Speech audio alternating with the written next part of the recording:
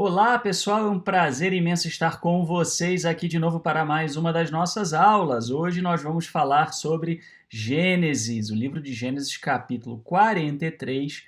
Nós vamos então entender um pouco melhor esse capítulo, principalmente as camadas, que compõem esse capítulo. Você que assiste as nossas aulas de Gênesis já entende mais ou menos o que a gente quer dizer com isso, não é? Muito bem, então vamos a uma pequena introdução aqui para a gente ver qual é o tema do capítulo, né? Então, aqui o texto do Dr. Tsemayor, um dos maiores exegetas da Bíblia hebraica na atualidade, ele diz assim: Judá convence seu pai a deixá-lo levar Benjamim ao Egito para comprar mais grãos. Eles saem carregando presentes que apresentam a José. Em seguida, eles jantam com ele. Os irmãos ficam surpresos ao ver como o chanceler, algumas traduções trazem também outras versões aí, a ordem do seu nascimento. Muito bem. Aí nós temos o comentário da Jewish Study Bible, a Bíblia de Estudo Judaica, né? Os capítulos 43 a 45 repetem o padrão do capítulo 42, apenas com variações, mais detalhes e muito mais tensão emocional. Lembrando, pessoal, que assim, a repetição de temas, na cultura semita, ela tem um aspecto de ênfase. Então, quando um determinado escriba, ele pega um texto, ele repete o conteúdo daquele texto, ele está querendo enfatizar alguma coisa. Seja um texto de autoria dele, ou mesmo quando ele expande um texto de autoria anterior. Tá? Então, de todo jeito, nós temos aqui, no produto final do texto, do capítulo 43 em diante, nós temos algo bastante emocional aí, Nós temos elementos, aspectos emocionais extremamente fortes, Então, diante disso, o que a gente precisa realmente ter em conta, levar em consideração, é que essa tensão emocional ela vem como um desfecho da narrativa de José, que começa realmente ele lá embaixo, os irmãos tratando ele de uma forma muito reprovável, para dizer o mínimo, e aí no final a volta por cima dele. Essa é a temática principal. Mas as camadas diferentes vão agregar detalhes adicionais a isso. Mais uma vez, os irmãos partem para o Egito, abordam José com medo, encontram-se sujeitos a um teste assustador de sua honestidade, bem como acusações de engano, e mais uma vez eles voltam para seu pai. Muito bem, então esse é o ponto fundamental aí. O capítulo 43 registra primeiro a persuasão de Judá para com Jacó relutante em deixar seu amado Benjamim, e em segundo lugar o encontro subsequente de José e seus irmãos, desta vez todos os 11. Então esse é o produto final, um resumo de como esse capítulo ele é na forma original. Lembrando que nós temos camadas aí, e em camadas anteriores, então o texto podia ser um pouco diferente, aliás era, um pouco diferente.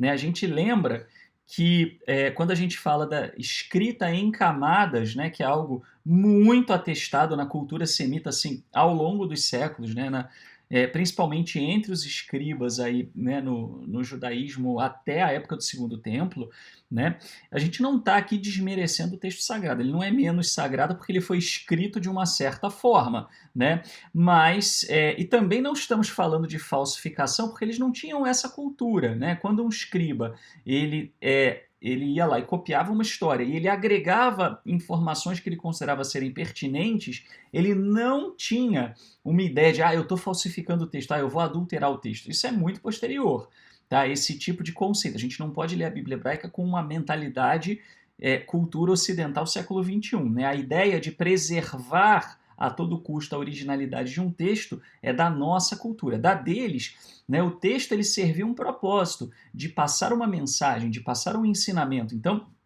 quando o escriba ele entendia que havia outro ensinamento adicional que ele queria passar, alguma coisa que ele queria enfatizar, algum elemento que ficou ambíguo na lição anterior e que ele queria reforçar, ele então ia lá e escrevia uma camada adicional sobre o texto. Isso é muito atestado, volto a dizer, ao longo de toda a história de Israel e Judá. Muito bem, dito isso, como eu falei para vocês, a narrativa ela foi escrita em 3 camadas. A primeira camada foi escrita na época do Reino do Norte. A grande maioria dos textos de Gênesis, eles começam com a narrativa do Reino do Norte, né, com Israel. Quando a gente fala Reino do Norte, né, apenas para situar, é Israel. Eu evito usar, né, Felipe, por que você não fala logo Israel? Porque as pessoas pensam em Israel como um todo. A ideia de um Israel unificado, ela é pós-exílica, ela não é pré-exílica. Pré-exílio, Israel e Judá, eles eram reinos independentes, havia uma certa subordinação de Judá a Israel num primeiro momento, depois Judá se torna mais importante, né, e a ideia da combinação das tradições, né, e da unificação, ela vem a partir de histórias que foram escritas já num período, vamos dizer, após o exílio de Israel, né, quando os escribas israelitas eles migram para Judá. Aí você começa a ter uma combinação de tradições, né, e aí a ideia da construção de uma identidade única, né, que é o que permeia aí a Bíblia hebraica. Bom, então essa primeira parte, né, ela foi escrita na época do Reino do Norte, por volta de meados do século VIII. Isso aqui não é verdade, isso aqui ficou, que eu copiei do capítulo anterior, não é verdade que ela responde pela maior parte do texto, vocês vão ver. Pelo contrário, a maior parte do texto desse capítulo é pós-exílio. Então, desculpem, às vezes eu copio o modelinho da frase e me atrapalho. Bom, mas então, o que a narrativa do Reino do Norte ela traz? Ela vai focar no jantar de José com os irmãos. Tá? Vocês lembram, né, que quem assistiu os capítulos anteriores, que na narrativa do Reino do Norte não tem toda a dramaticidade com Jacó, né, ou Israel desesperado, eu já perdi um filho e agora não, né? O José prende os irmãos, né, e eles falam que eles, né, que quantos irmãos são. Na narrativa do Reino do Norte, né, são 7 filhos de Israel. Né, e Judá não é um deles, óbvio, né, essa tradição vem do Reino do Norte. Né, então são 5 os irmãos, né, mais José e Benjamim. Benjamim fica, né, na casa do pai, né, e José então pede para eles trazerem, né, Benjamim, se eles estão falando a verdade. E eles vão, trazem, e aí tem o jantar e se surpreendem, né, com a questão, né, dele saber a ordem dos irmãos. Mas além disso tem um outro detalhe, né, que é o seguinte: no encontro, né, ele, né, ficou repetido aqui, ele acaba perguntando, né, pela primeira... Opa, abri o WhatsApp aqui sem querer. Ele acaba perguntando pela primeira vez sobre o pai, né? Isso no texto do Reino do Norte. Em outros, ele já tem aí né, já muda um pouco isso de figura, tá? Mas aí, e ele se emociona quando ele vê Benjamim, ele honra Benjamim acima dos outros, né? É até interessante, porque é um resquício, né, da tradição de escriba, né, do Reino do Norte, é o fato dele honrar, né, ele dar a Benjamim uma porção 5 vezes maior, né? E veja que interessante, né, do que os outros, né? José tem 5 irmãos mais Benjamim. Quando Benjamim recebe uma porção 5 vezes maior, quer dizer, né, o escriba do Reino do Norte está dizendo que Benjamim vale o que valem todos os outros, né? Tá enfatizando aí o valor de Benjamim, tá? Muito bem. Essa é a primeira camada. Vamos para a segunda camada. A camada do Reino do Sul, já escrita por volta do começo do século VII, antes da Era Comum. Ele já foca na liderança de Judá, né? Já Judá aparece como um dos filhos de Israel, né, que se torna gradualmente, ele não era o primogênito, mas ele se torna gradualmente mais importante. Por quê? Né, porque justamente nessa época, Israel e as tribos, inclusive, né, as meias tribos aí de José, né, os descendentes de José, já tinham todos ido para o vinagre, né, com o cativeiro assírio. Né? Então Judá ele sai do bolo ali dos irmãos, ele vai assumir uma posição de maior status. Então ele assume a responsabilidade de condução do irmão. É só um trechinho inicial que é escrito por volta do século VII, antes da Era Comum.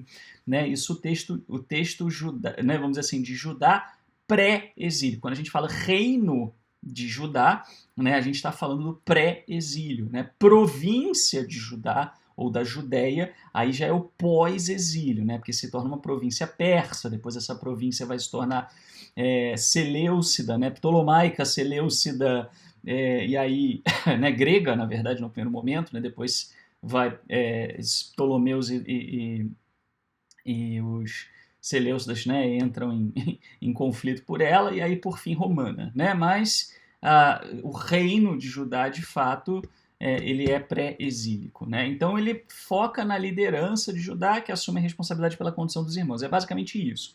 Mas você vai ter bastante texto pós-exílico aqui, né, escrito por uma figura que a gente costuma chamar de harmonizador, né, que ele meio que pegou todas as histórias e deu uma harmonizada, né, enfatizou algumas coisas, adicionou dramaticidade. E, essencialmente,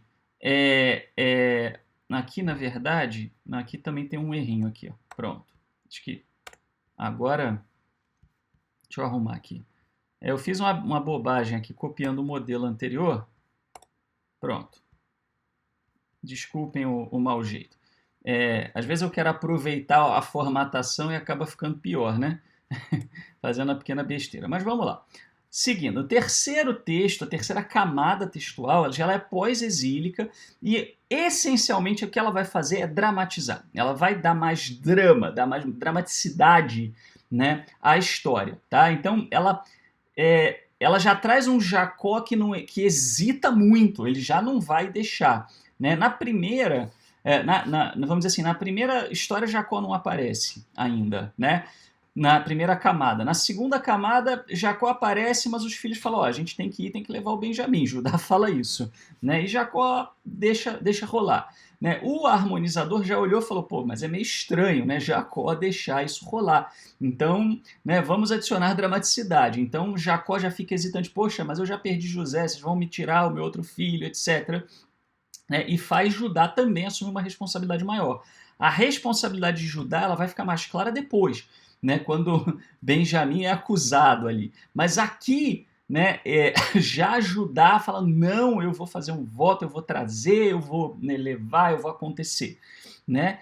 Você também tem uma maior dramaticidade com a questão do relembrar o dinheiro escondido nas sacas, né, e o mordomo de José percebendo a providência divina. Né? Essa ideia... Lembra que no capítulo anterior, quando a gente falou do harmonizador, a gente falou também dessa coisa da providência divina, né? Enxergar a mão do Eterno por trás de algumas coisas acontecidas. Isso é típico já do pensamento pós-exílico. Né? Muito bem.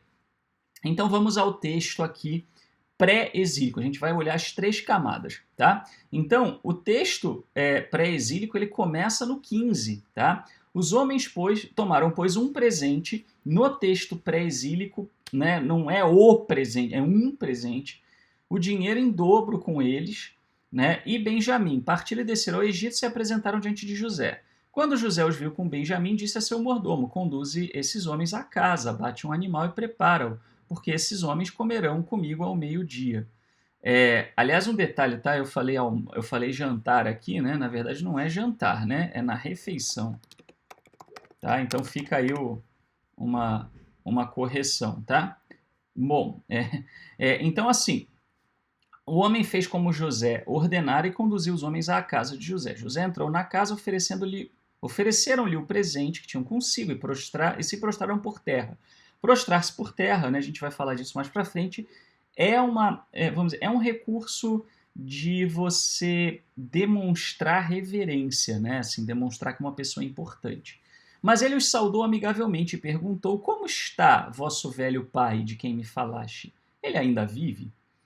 Ele não aguentou a curiosidade aqui, né? Responderam, teu servo, nosso pai, está bem, ele ainda vive. Se ajoelharam e se prostraram. De novo, né? Eles se ajoelhando e se prostrando. Erguendo os olhos, José viu seu irmão Benjamim, o filho de sua mãe, e perguntou, é este vosso irmão mais novo de quem falaste? E dirigindo-se a ele, que Elohim te conceda graça, meu filho. E José apressou-se em sair, porque suas entranhas se comoveram por seu irmão e as lágrimas lhe vinham aos olhos. Entrou em seu quarto e ali chorou. Então José se emociona. Né? O José né, vamos dizer, principalmente no texto pré-exílico, ele é mais durão. Né? Assim, ele não está muito curtindo a vibe dos irmãos e aqui ele não aguenta. Né? Então essa coisa realmente de um arrependimento, né, entre aspas, de José, de um José bem mais maduro, né, aqui ela vai ficar muito forte nesse texto. Tendo lavado o rosto, voltou e, contendo-se, ordenou servir a refeição.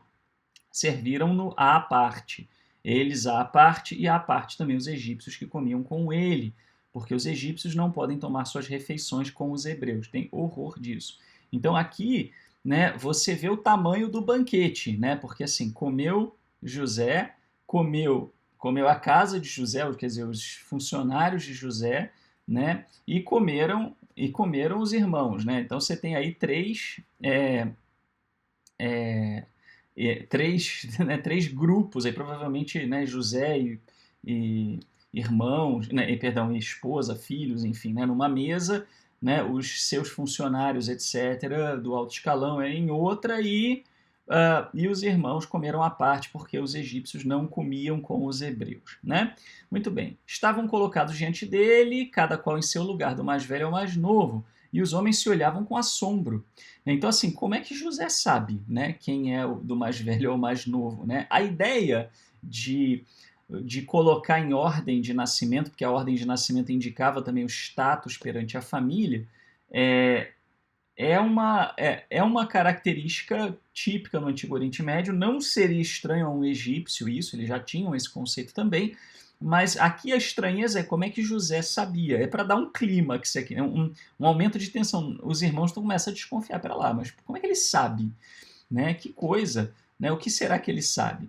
Mas ele lhes mandou de seu prato porções de honra, e a porção de Benjamim ultrapassava 5 vezes a de todos os outros. Como eles beberam, né, com ele beberam e se embriagaram, né? A questão, né, curiosamente, né, assim, a ideia, né, do vinho, de você numa festa tomar uns gorozinhos a mais, não era tão mal vista nos tempos bíblicos, né, quanto numa festividade, num banquete. Aqui a ideia de beber muito, né, mostra que assim foi uma refeição opulenta, foi uma refeição realmente assim para arrasar, né?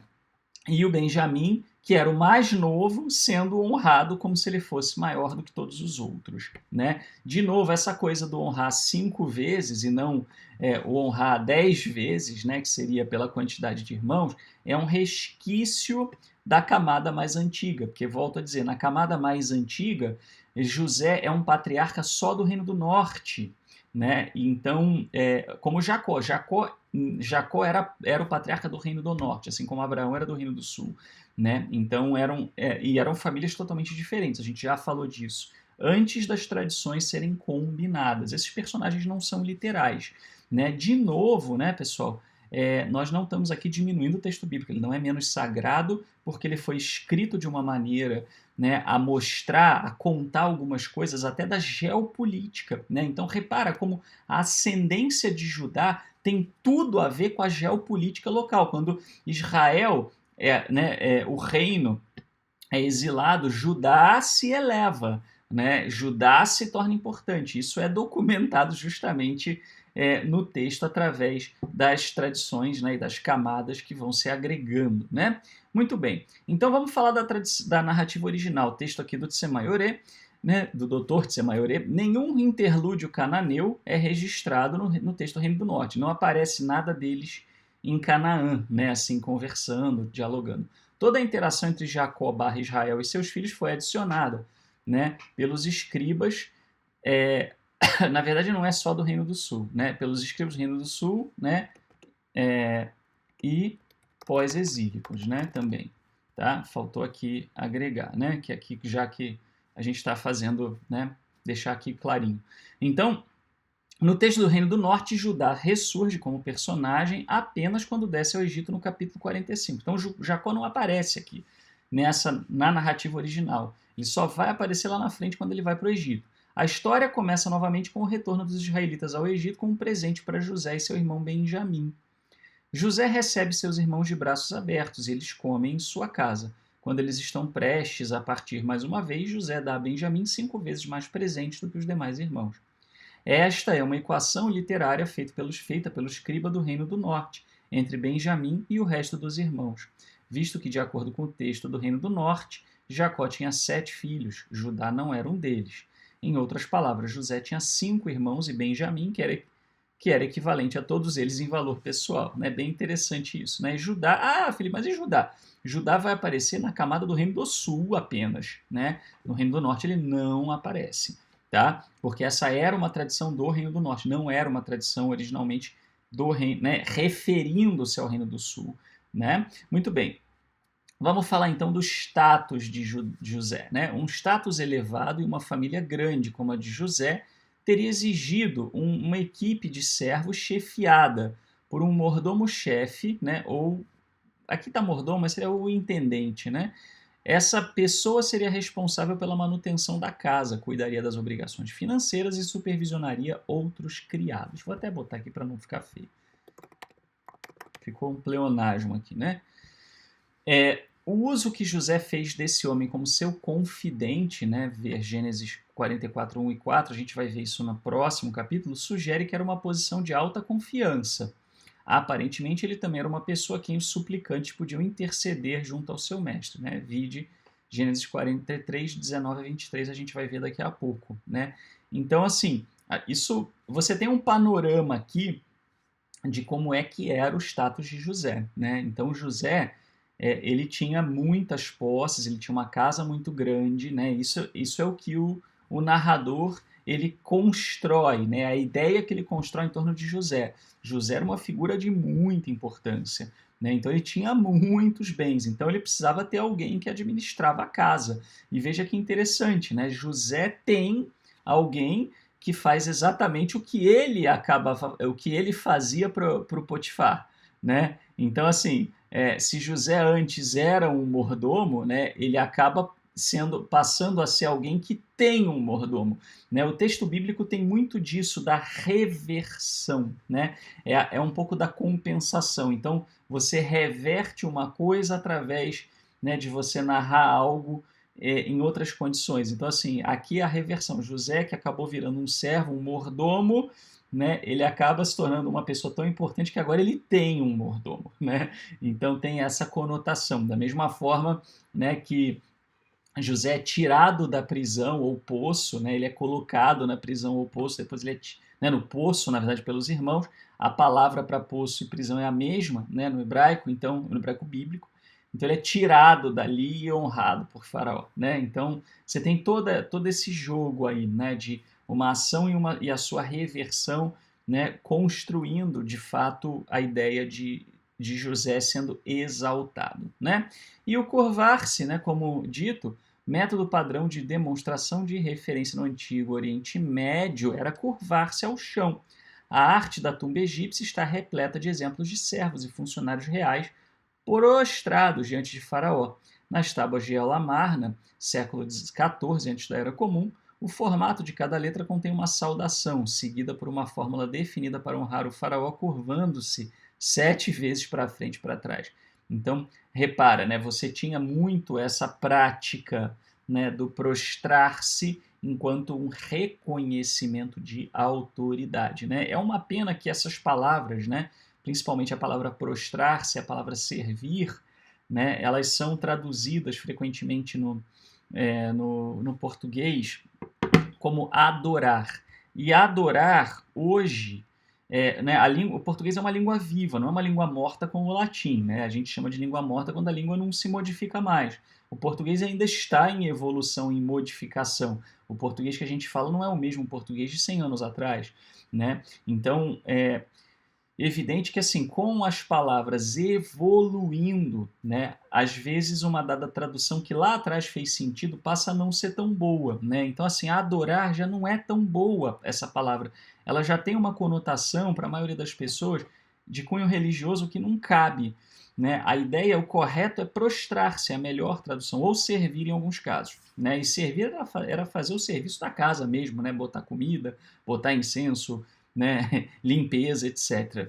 Né, muito diferente, né, a religião no Antigo Oriente Médio era muito diferente do que é hoje, né, das práticas religiosas de hoje. Né? Se alguém chegar e falar, Felipe, qual é a religião que mais se aproxima em termos de prática daquilo que você tinha nos tempos bíblicos? Nenhuma. São tão radicalmente diferentes que qualquer pessoa, qualquer personagem na Bíblia ficaria absolutamente chocado com o que é feito hoje, assim, em termos de diferença de cultura. Não estou dizendo que é pior, né? É apenas cultural, né? Mas é muito diferente do que rolava lá atrás, né? Por isso até eu dou um pouco de, né? Assim, eu acho um pouco anacrônico quando algumas religiões se colocam como as religiões bíblicas. Não são, nenhuma religião é bíblica, né, nesse sentido, né, porque o texto bíblico, os mandamentos, o entendimento dos mandamentos, o entendimento, né, a maneira de se colocar perante o Eterno, etc., eram muito diferentes. Se quiser dizer que os valores são os mesmos, aí tudo bem, eu não vou avaliar, né, mas a prática era totalmente diferente, inclusive dos mandamentos.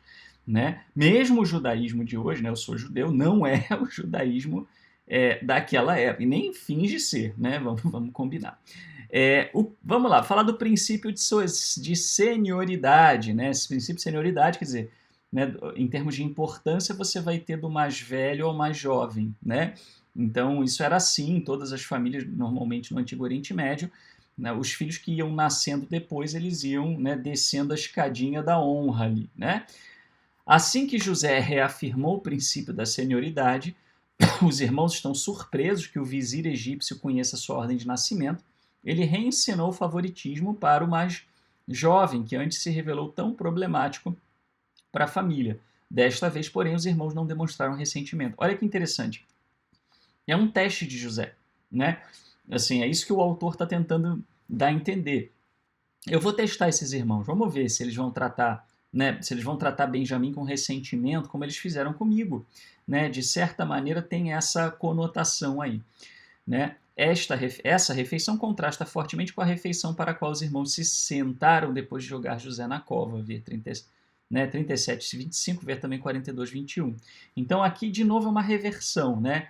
Um jantar, né? Perdão, uma refeição que sela o destino de José, feita a partir de um ressentimento por ele ser o mais novo e ser o mais amado, né? E aí aqui nós temos então José montando uma cena parecida para ver como é que os irmãos iam reagir, dando a oportunidade dos irmãos agirem diferente. Então repara, a mensagem que está sendo passada para o público é: a partir do momento em que você age diferente, as coisas mudam. Você quer né? Você quer um resultado diferente perante o próprio Eterno, então haja de maneira diferente. Se você agir de maneira diferente, né, então o resultado vai ser diferente. E a questão da emoção de José, a emoção de José é descrita como mais tensa aqui do que no 42, 24. A severa autorrepresentação do vizir de Faraó está rapidamente cedendo ao amor do homem hebreu pelo pai e pelos irmãos. Né? Então aqui já mostra um José mais humano, né? Um José que já não está mais tão duro querendo dar um troco aí nos irmãos, mas sim um José mais amoroso, né? Um José que não está se aguentando, né, com as suas emoções. Né? E aí a questão, para a gente poder encerrar a primeira parte das nossas aulas, da nossa aula, né, sobre Gênesis capítulo 43, eu trouxe 2 pontos de vista, um da IVP e outro da Jewish Study Bible, sobre a questão dos egípcios comerem à parte. Né? Não está claro porque os egípcios acham repugnante jantar com os hebreus. Isso é a Jewish Study Bible, a Bíblia de Estudo Judaica. O fenômeno provavelmente está conectado aos relatos de que os egípcios consideravam pastores abomináveis, no 46:34, conforme se vê também em Êxodo 8:22. Uma tradição sem corroboração histórica. Então, o que a Jewish Study Bible está dizendo é o seguinte: olha, isso aqui faz alusão, né, que faz uma certa ponte aí com o 46, é provável que tenha a ver com isso, mas não temos uma corroboração histórica da tradição. Não quer dizer que ela não exista, tá?